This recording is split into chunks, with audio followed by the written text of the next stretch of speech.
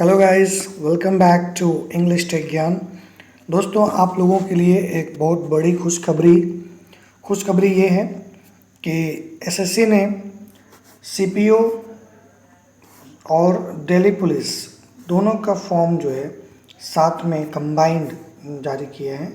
CAPF जिसको हम कहते हैं सेंट्रल आर्म्ड पुलिस फोर्स या फिर सीपीओ, ठीक है।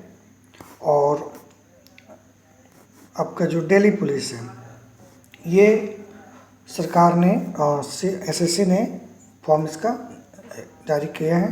तारीख देख लीजिए 22/7/2023 है ना, ये अभी जारी हुआ है। आप इसके वेबसाइट पे देख सकते हैं। तो अभी हम देखने वाले हैं कि क्या क्या फॉर्म कैसे भरना है, क्राइटेरिया क्या है, कौन कौन से सब्जेक्ट्स हैं, क्या कुछ बदला है, जैसे CHSL या MTS या CGL के पेपर्स में बदलाव हुए, क्या वैसा कोई परिवर्तन इसमें हुआ या एज इट इज़ है, वो सारी चीज़ें हम यहाँ पे देखने वाले हैं, ठीक है।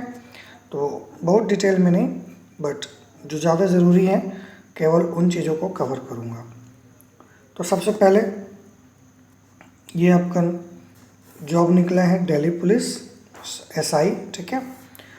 और आपका सेंट्रल आर्म्ड पुलिस फोर्स, जो पहले CPO था अभी यही हो गया CAPF। तो ये 2023 का वैकेंसी है।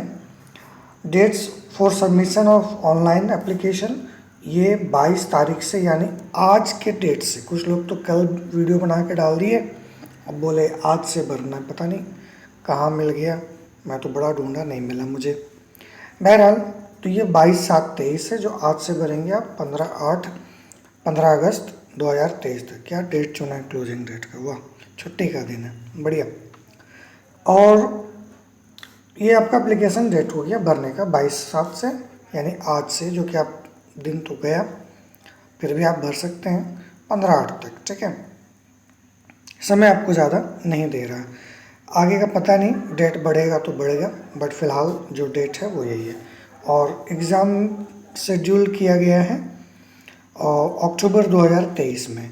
अभी चल रहा है जुलाई, मतलब ऑलमोस्ट ख़त्म। अगस्त, सितंबर, अक्टूबर, थर्ड मंथ में, तीसरे महीने में एग्ज़ाम हो जाएंगे। बढ़िया है, जिनकी तैयारी है बेस्ट ऑफ लक। अब हर बार की तरह एक बड़ा अच्छा गवर्नमेंट के तरफ से जो अनाउंसमेंट होता है कि वीमेन कैंडिडेट्स को जो है भरना चाहिए, ठीक है, ताकि जेंडर बैलेंस किया जा सके।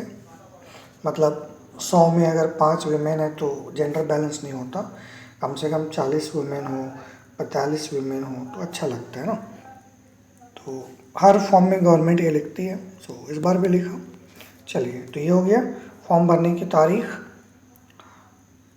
और पैसा वैसा देख लो भाई, सैलरी तो आपका CAPF जो GD है, सब इंस्पेक्टर, इसमें आपको क्या मिल रहा है, और सैलरी 35,400 से 1,12,400, ठीक है। लेवल 6 का पेमेंट है, बढ़िया है, गुड। नॉन गैजेटेड नौकरी है, नॉन मिनिस्ट्रियल है, पुलिस वाला है, मिनिस्ट्री से कोई मतलब नहीं, आर्मी का। The post carriage pay scale इसका sub inspector executive male and female में जो दिल्ली पुलिस है इसका भी ऑलमोस्ट सेम है, 35,400, 1,12,400, ठीक है। चलिए, तो इट्स अ हैंडसम सैलरी, तो आप सोच सकते हैं। टेंटेटिव वैकेंसीज आप देख लीजिए, सबके सीट्स वगैरह जो हैं वो यही हैं, ठीक है। और सब इंस्पेक्टर में तो टोटल आप यहाँ देखेंगे 1714 सीट्स हैं, लेकिन ये टेंटेटिव है, बढ़ेगा घटेगा जो भी हो, तो ऑलमोस्ट अभी इतना ही मान के चलते हैं, ठीक है। चलिए, मेल फीमेल आप देख लीजिए, अलग है, चलो ठीक है। और यहाँ क्या लिखा है, commission neither collects vacancies nor makes collection, चलो ठीक है, ये बात सही है।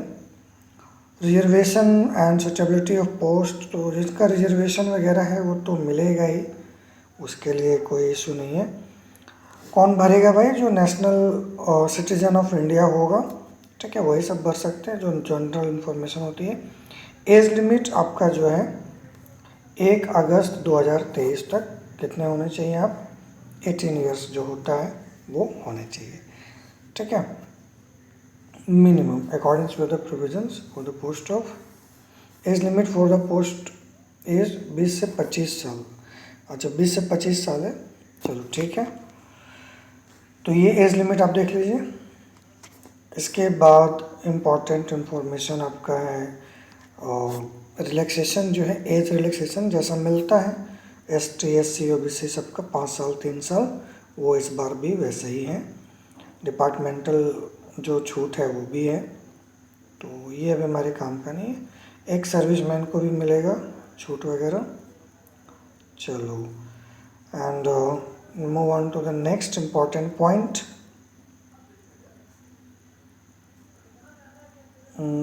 How to apply. तो अप्लाई करने के लिए जो SSC का ऑफिशियल वेबसाइट है वहाँ से आप इसको अप्लाई कर सकते हैं। सिंपल, कोई इशू नहीं है। 100 रुपया फ़ी लगेगा। एप्लीकेशन फ़ी जो कॉमनली SSC लेती है 100 रुपये, वो लिया जाएगा और बाकियों के लिए चलिए माफ़ है, ठीक है। इनके लिए क्या एग्जाम्प्टेड मतलब फ्री, फ़ी नहीं देने का, सिर्फ जनरल लोग देंगे। And next we have centre of examination जो पढ़ेंगे आपको, आगरा है, पोर्ट ब्लेयर है, मतलब बहुत सारे जगह हैं, तो वो आप देख लीजिएगा। हाँ, सबसे इम्पोर्टेंट जो जानना हमारे लिए पेपर 1 का जो एग्ज़ाम है इसमें क्या क्या सब्जेक्ट्स हैं और क्या कुछ बदला है या नहीं बदला है, तो आप अपनी आँखों से देख लीजिए क्या कुछ हुआ है। तो ये पेपर 1 जो आप देख रहे हो बिल्कुल पहले जैसा ही है, ठीक है ना। नंबर ऑफ क्वेश्चंस 50 GS का, इधर आपका general knowledge and general awareness, उधर मैथ्स और रीजनिंग था। ये आपका मैथ्स क्वांटिटी एप्टीट्यूड मैथ्स, उधर रीजनिंग था ना, reasoning, general knowledge, maths, English. 50-50 question, एक एक नंबर के, बिल्कुल ओल्ड पैटर्न, नया कुछ भी नहीं। 2 घंटा 200 मार्क्स, ठीक है। चलिए, कुछ चेंज नहीं हुआ। उसके बाद पेपर 2, इसके बाद तो मुझे कुछ देखने का मन ही नहीं करता। Paper 2 only 1 subject English language and comprehension, बढ़िया। 200 क्वेश्चन, एक एक नंबर के, 200 नंबर, 2 घंटे का पेपर है। सब आपका जो है मल्टीपल चॉइस होगा, मतलब कि ऑब्जेक्टिव टाइप क्वेश्चन होगा, ठीक है। तो अब ऐसा है कि जब आपका PT पेपर 1 क्लियर होगा, फिर आपका फिज़िकल होगा। फिज़िकल के बाद जो क्वालिफाई फिज़िकल में करेगा उसका पेपर 2 होगा, इसको याद रखिएगा। एंड फाइनली फिर आपका मेडिकल होगा। 4 प्रोसेस है। पेपर 1 पहले क्लियर कीजिए, फिर फिज़िकल होगा, फिज़िकल क्लियर कीजिए तो पेपर 2 यानी इंग्लिश का एग्ज़ाम होगा, और उसके बाद मेडिकल होगा, तब मेरिट लिस्ट होगा। मेन बात बस इतना सा है, ठीक है।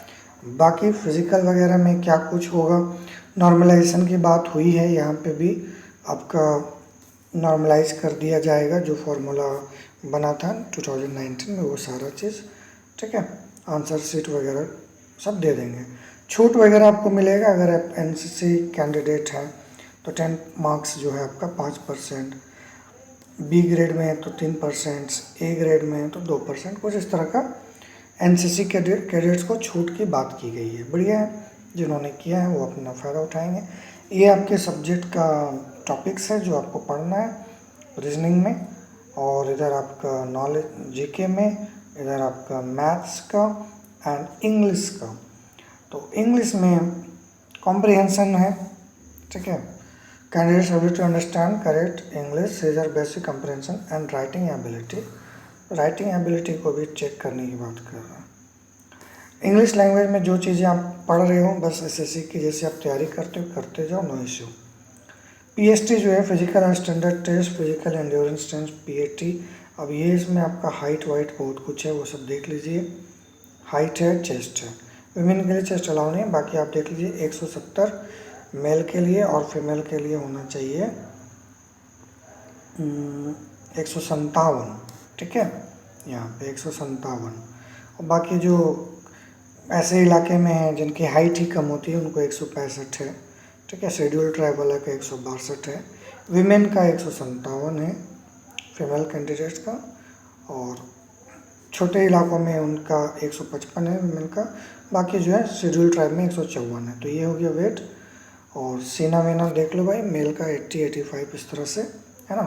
चलो वेट वगैरह देख लीजिए, और दौड़ वगैरह क्या कुछ है इसमें। रेस है आपका 100 मीटर का, सबका डेट वेट दिया हुआ है।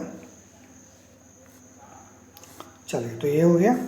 उसके बाद आपका फीमेल कैंडिडेट का और भी जो चीज़ें हैं, 100 मीटर रेस है 10 सेकेंड में, 800 मीटर, ये सारी चीज़ें इंपॉर्टेंट हैं।